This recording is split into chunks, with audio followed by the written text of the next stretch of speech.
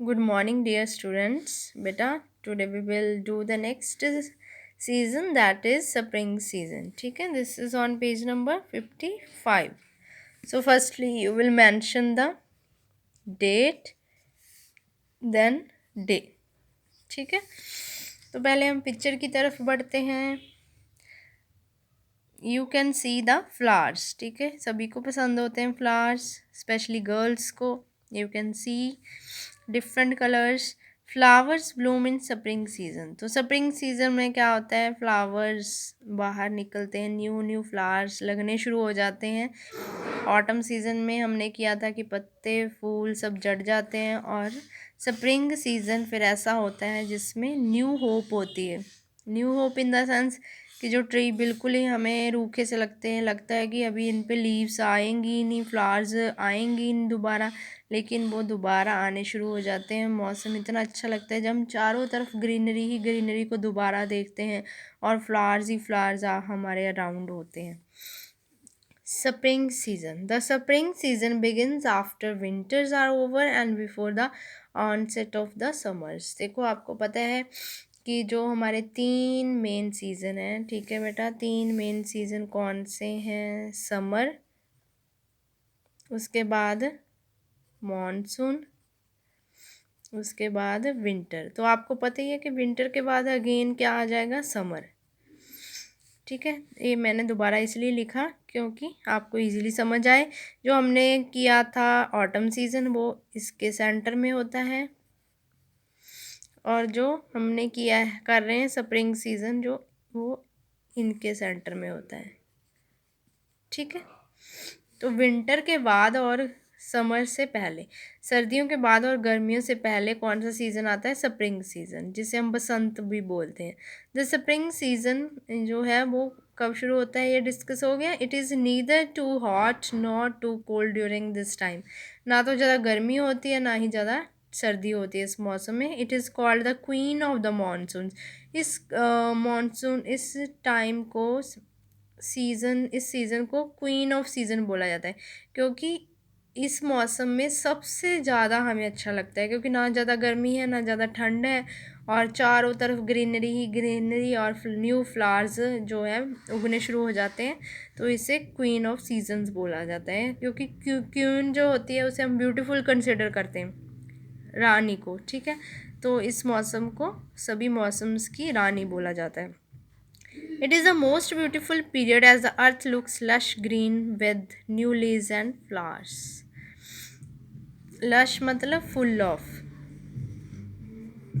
तो इस सीज़न को वो मोस्ट ब्यूटीफुल सीज़न माना जाता है. क्यों? क्योंकि अर्थ जो है वो ग्रीन होती है पूरी तरह से लीव्स के साथ और न्यू फ्लावर्स के साथ. ठीक है, तो दीज वर द सीजन्स बेटा: summer, monsoon, autumn, winter, spring and again summer. This way जो ये सर्कल है राउंड में चलता रहता है. ठीक है, तो आगे हम इसमें भी डिस्कस करेंगे कि आपको चैप्टर में क्या दिया है. Skill corner. Find out 2 festivals which are celebrated during the autumn seasons in India. Autumn season में, पतझड़ के मौसम में, कौन से 2 फेस्टिवल सेलिब्रेट किए जाते हैं? ये आपकी एक एक्टिविटी है, आप इसे फाइंड आउट करोगे, पेरेंट्स से पूछोगे. ठीक है, कि कौन सी, और बुक में यहाँ पे साथ में मेंशन भी करोगे. आगे है value corner. The farmers in the northern plains burn wheat stubble after the harvest to increase the fertility of their fields. What do you think, how does the practice harms environment. आपको पता है ना, पराली फूकना गलत है, जुर्माना होता है आजकल हमें. तो जो वीट के स्टबल्स होते हैं, डेर, तो उनको लोग जला देते हैं. ठीक है, फार्मर्स.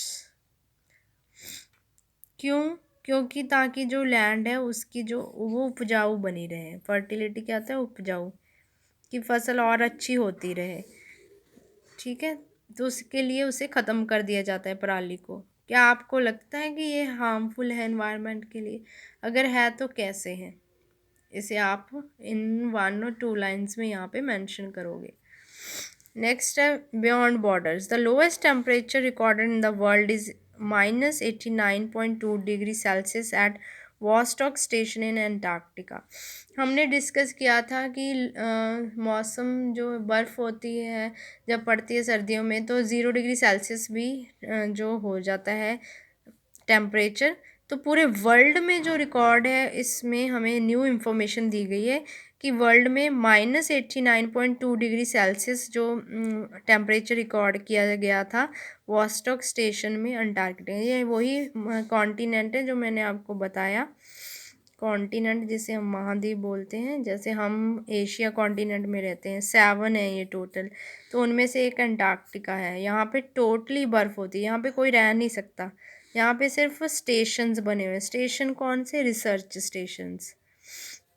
रिसर्च स्टेशंस किस काम के लिए? कि हमारे देश के लोग या कोई और देशों के लोगों ने वहाँ पे एक रिसर्च स्टेशंस बनाए हुए हैं। वहाँ पे कोई ज़्यादा टाइम रह तो सकता नहीं, वहाँ पे ये लोग जाते हैं अपने सेंटर्स में और वहाँ पे जाके थोड़ी बहुत रिसर्च करके आते हैं, ठीक है, टेम्परेचर के रिलेटेड या और चीज़ों के रिलेटेड। जब आप बड़े हो जाओगे तो आप डिटेल में इसे डिस्कस करोगे। आगे है बेटा की टर्म्स, ये तो हमें मीनिंग दिए गए। ह्यूमिडिटी क्या होता है? पानी, हवा में पानी की प्रेजेंस। लू क्या होता है? जो गर्म हवा चलती है। मॉइस्चर क्या होता है? हवा में पानी की मौजूदगी, ठीक है। आगे है mind map, weather and climate. Weather, state of atmosphere for a short period of time. जो हमने इस चैप्टर के स्टार्टिंग में किया था कि जो एटमॉस्फेयर की शॉर्ट टाइम के लिए स्टेट होती है उसे मौसम या वेदर बोलते हैं। क्लाइमेट क्या होता है? Weather conditions over a long period of time. किसी एरिया की लॉन्ग टाइम के लिए चलने वाली वेदर कंडीशंस को बोलते हैं क्लाइमेट या फिर जलवायु। सीजन्स इन इंडिया कौन से? ये हमें ना समरी दी गई है। स्टार्टिंग में हम करते हैं ना कि हमने इस चैप्टर में ये डिस्कस करना है, तो एंड में हमें बताया गया है कि आपको रिवाइज करने के लिए हमने मेनली इसमें वेदर क्या होता है, क्लाइमेट क्या होता है, ये डिस्कस किया और हमने सारे सीजन्स को डिटेल में डिस्कस किया। सीजन्स कौन से? Winter, spring, summer, monsoon and autumn, ठीक है, इन्हें हमने डिस्कस किया properly.